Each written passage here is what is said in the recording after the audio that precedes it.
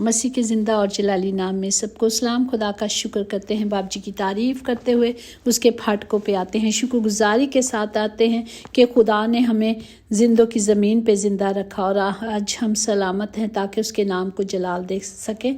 गुज़रे रात गुज़री वक्त उसने हमारी हिफाजत की ताकि जब सुबह उठें तो उसकी हम्द करते हुए उठें।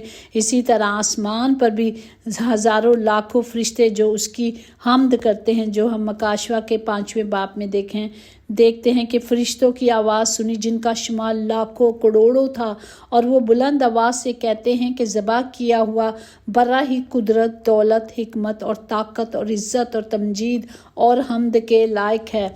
और फिर मैंने आसमान और ज़मीन के नीचे की और समुंदर की सब मखलूक़ात को, यानी उन सब चीज़ों को जो उनमें है, ये कहते सुना कि जो तख्त पे बैठा है उसकी और बड़े की हम्द और इज़्ज़त और तमजीद और सल्तनत अब्दुल-आबाद रहे। और चारों जानदारों ने आमीन कहा और बुजुर्गों ने गिर कर सजदा किया। हम खुदा का शुक्र करते हैं कि खुदा बाप ने हमें सलामत रखा। और आज का कलाम जो ज़िंदा कलाम है वो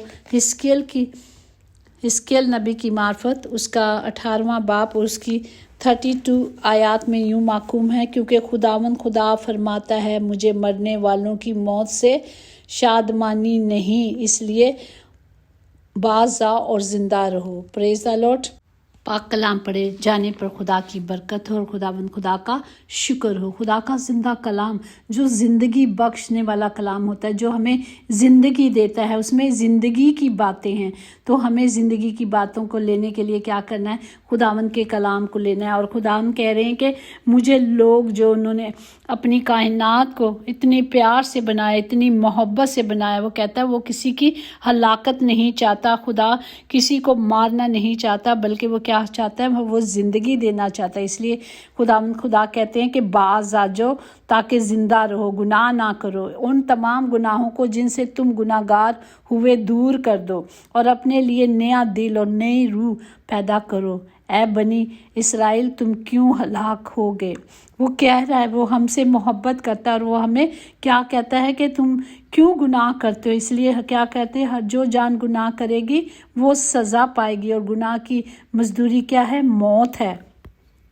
जो गुनाह करते हैं वो क्या करें? अपनी रविश से खुदा कह रहा है बाज आओ। जो गुनाह करते हैं वही अपने गुनाहों के बाइस मुसीबतें उठाएंगे और मरेंगे, मगर जो गुनाहों को तर्क करके रास्ते की ज़िंदगी गुजारेंगे वही माफ़ किए जाएंगे, वही क्या होंगे? ज़िंदा रहेंगे। ज़िंदगी के हासिल करने के लिए हमने क्या करनी है? तौबा करनी है ताकि हम ज़िंदा रहें, क्योंकि जिसने दुनिया बनाई वो खुद कह रहा है ना कि गुनाह ना करो क्योंकि मैं नहीं चाहता कि तुम्हारी मौत हो।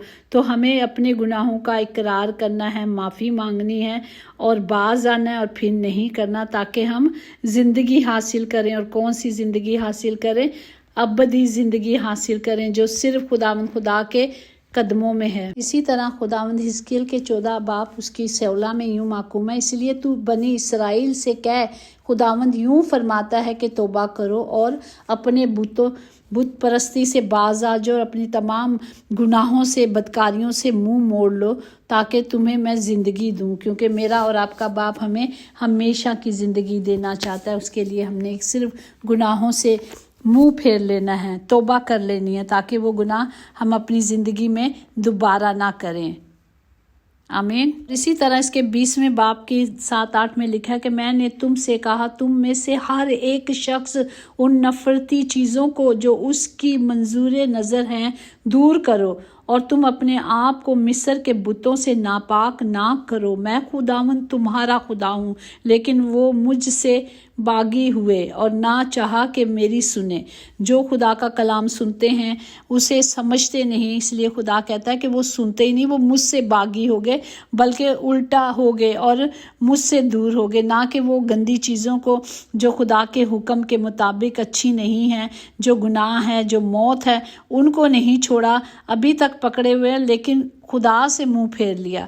उनमें से किसी ने उन नफरती चीज़ों को जो उसकी मंजूर नज़र थी तर्क ना किया और मिस्र के बुतों को ना छोड़ा, تب میں نے کہا کہ میں اپنا قہر ان پر انڈھیل دوں گا تاکہ وہ اپنے غضب کو ملک مصر میں ان پر پورا کروں۔ وہ خدا نے ٹھان لیا ہے کہ جو ہم نے دیکھا ہے کہ یہ سارا کلام پورا ہو چکا ہے، بہت ساری چیزیں کلام میں پوری ہو گئی ہیں۔ ہم دیکھیں، دنیا میں جا کے دیکھیں تو کتنی چیزیں کلام کے مطابق اب پوری ہو چکی ہیں۔ ہم سے صرف باپ یہی چاہتا ہے، اگر ہم حزقیل 11 اس کی 20-21 میں دیکھیں تو کیا خدا نے کہا ہے، تاکہ وہ میرے آئین پہ چلیں اور میرے احکام پر عمل کریں اور ان پر کاربند ہوں، اور وہ میرے لوگ ہوں گے اور میں ان کا خدا ہوں گا۔ لیکن جن کا دل اپنی نفرتی اور مکروہ چیزوں کا طالب ہو کر ان کی پیروی میں ہے، ان کی بابت خداوند خدا فرماتا ہے کہ میں ان کی روش کو انہی کے سر پر لاؤں گا، اور خدا کا جلال یروشلم سے جدا ہو جاتا ہے۔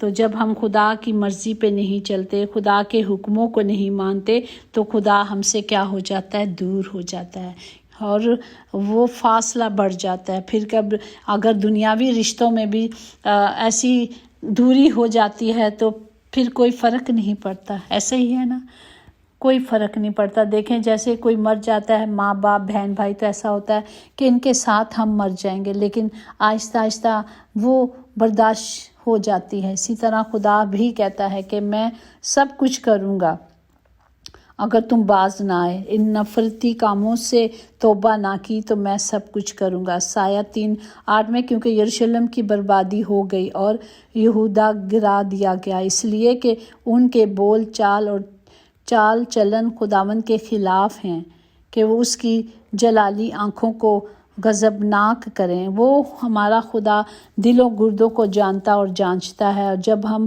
ایسے کام کرتے ہیں تو وہ ہم سے کنایت کرتا ہے، وہ ہم سے کینہ رکھتا ہے۔ ہمارا خدا تو محبت سے بھرا ہے، وہ تو چاہتا ہی نہیں، وہ تو بار بار ہر روز ہمیں موقع دیتا ہے، وہ ہمیں تنبیہ کرتا ہے تاکہ ہم بچائے جائیں اور چھڑائے جائیں۔ خداوند فرماتا ہے کہ مجھے اپنے حیات کی قسم، شریر کے مرنے سے مجھے کچھ خوشی نہیں، بلکہ اس میں ہے کہ شریر اپنی راہ سے باز آئے اور زندہ رہے۔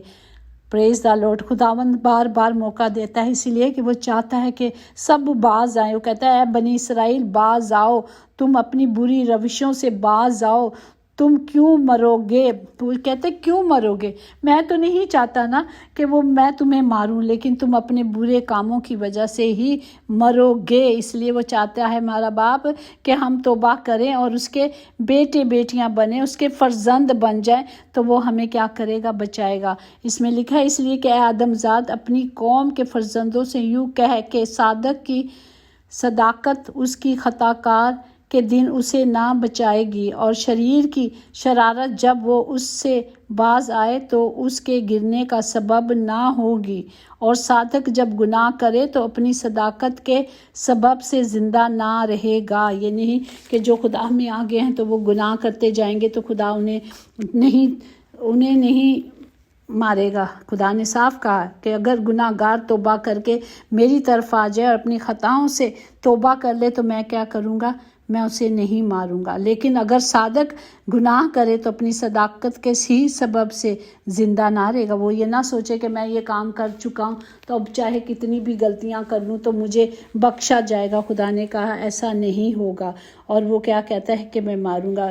اگر ہم اعمال کے 5ویں باب اور 1 اور 11 میں دیکھیں اس کا، کہ ایک شخص تھا جو حنانیہ تھا اور اس کی بیوی سفیرہ تھی، جنہوں نے جائیداد بیچی، اور انہوں نے جب ہیکل میں تھا کہ سب اپنی اپنی جائیدادیں چیزیں بیچ کر وہ ہیکل میں جاتے تھے اور شاگردوں کے آگے رکھ دیتے تھے تاکہ سب کی ضروریات ان جو ہیکل میں پیسے دیے جاتے تھے ان سے پورے کیے جائیں۔ تو ان دونوں میاں بیوی نے جب جائیداد بیچی تو بیچ کے انہوں نے دونوں میاں بیوی نے صلاح کر لی اور اس میں سے کچھ پیسے رکھ لیے۔ جب حنانیہ پطرس کے پاس گیا اور اس نے جو رقم تھی اس کے آگے رکھ دی، لیکن جب پطرس نے روح سے معلوم کر کے حنانیہ سے پوچھا کہ اتنے میں بکی تھی، اس نے کہا ہاں، پر پاک روح سے تو جھوٹ بولتا ہے، زمین کی قیمت میں سے کچھ تو نے رکھ چھوڑا، جب تک کہ وہ تیرے پاس تھی کیا تیری نہیں تھی؟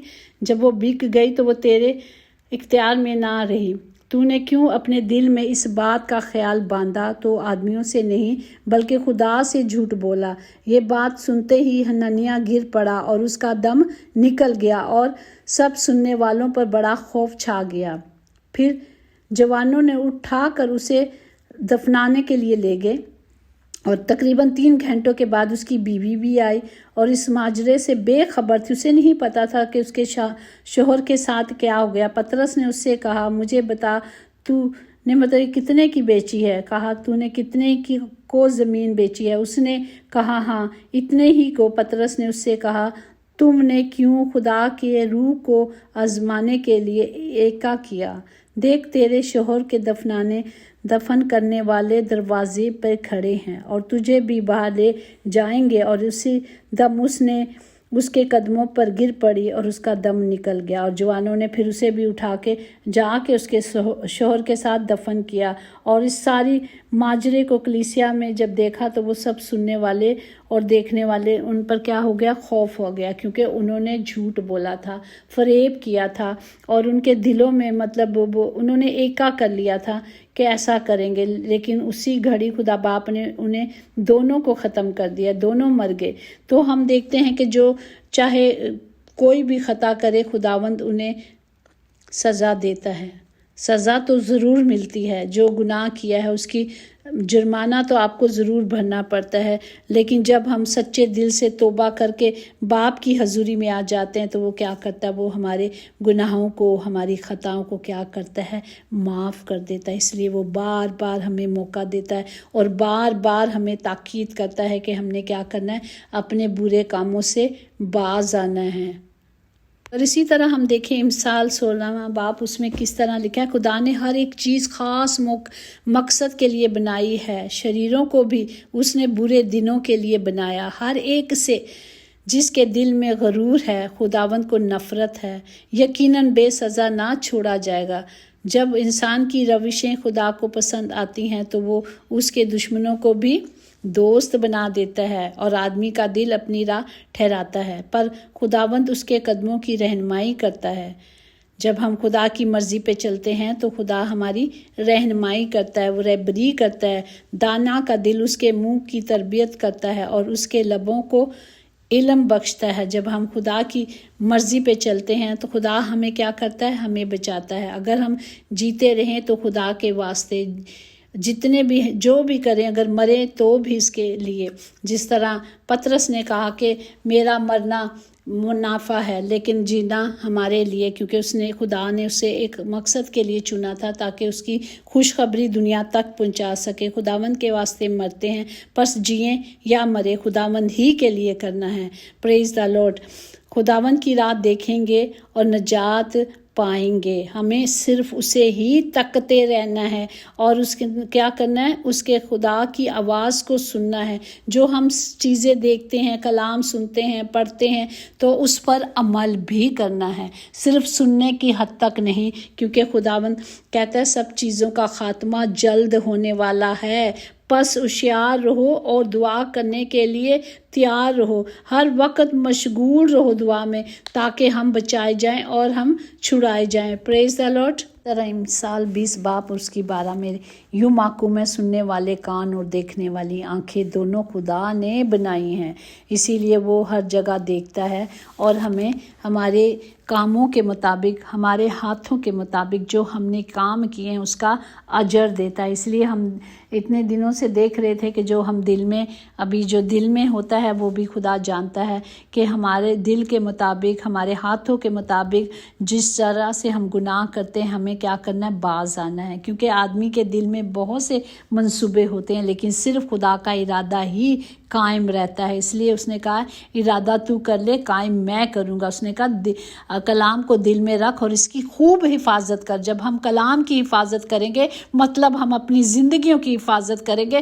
ہم اپنے آپ کو بدی سے بچائیں گے اور ہمیشہ کی زندگی پائیں گے، ابدی زندگی پائیں گے، ابدی زندگی पाने के लिए हमें सिर्फ कलाम लेना है, कलाम जो ज़िंदगी देता है, कलाम जो ज़िंदगी बख्शता है, जो सच्चाई है। हमें सच्चाई पे चलना है ताकि हम हमेशा की ज़िंदगी पाएँ। हम रोज़ एक बात सीखते हैं, सिर्फ कलाम ले लें ताकि हम मारे ना जाएं। हम अपने आप को पाक साफ़ करें, अपने दिलों को पाक साफ़ करें। आए मसीह में शामिल होकर अपने गुनाहों पर गालिब आ जाएं और गुनाह पर गालिब आकर ज़िंदा खुदा का मस्कन बन जाएं। जो ये उसका है, ये खुदा का मस्कन है। हमें सिर्फ खुदा की मर्ज़ी पे चलना है। हमें अपने गुनाहों को तर्क करना है। हमें गुनाहों को, जब हम कलाम पढ़ते हैं, मूसा की शरीयत से गुनाह दरियाफ्त हुए गए, शरीयत से गुनाह की पहचान हो गई। लेकिन मेरा और यस्सु, जब आपका यस्सु आया, उसने क्या किया? हमें इस गुनाह से बचा लिया। उसने क्या किया? हमें गुनाह से, कब्र से, मौत और पाताल पर से हमें फतेयाब कर दिया। और ऐ मौत तेरा डंग कहाँ, जिसको उसने कुचल दिया। अब हमारे पास कोई और चारा नहीं सिवाय यीशु के कदमों में आने से। हमें नजात मिलेगी। हमें क्या करना है? मौत पर फतह पाने के लिए, गुनाहों पे गालिब आने के लिए खुदा का ज़िंदा कलाम लेना है जो हमें ज़िंदगी बख्शता है। Praise the Lord. इसी तरह लुका की अंजील उसका 20वां बाब उसकी 38 आयत में यूँ माकूम है, लेकिन खुदावंद मुर्दों का खुदा नहीं बल्कि ज़िंदों का खुदा है, क्योंकि उसके नज़दीक सब ज़िंदा हैं, क्योंकि वो किसी को मारना नहीं चाहता। इसीलिए वो हर रोज़ हमें बचाने के लिए हमें कलाम की कुदरत से भर देता है। और कलाम, जब हर कलाम का एक एक नुक्ता, एक एक वस जो है ना, ये वादों के साथ है। उसने कहा है वो करेगा तो वो सब कुछ करेगा। हमें सिर्फ क्या करने हैं? खुदा के कलाम को ले लेना है और उसका मीठा नाम यहोवा अपने दिल में रखना है।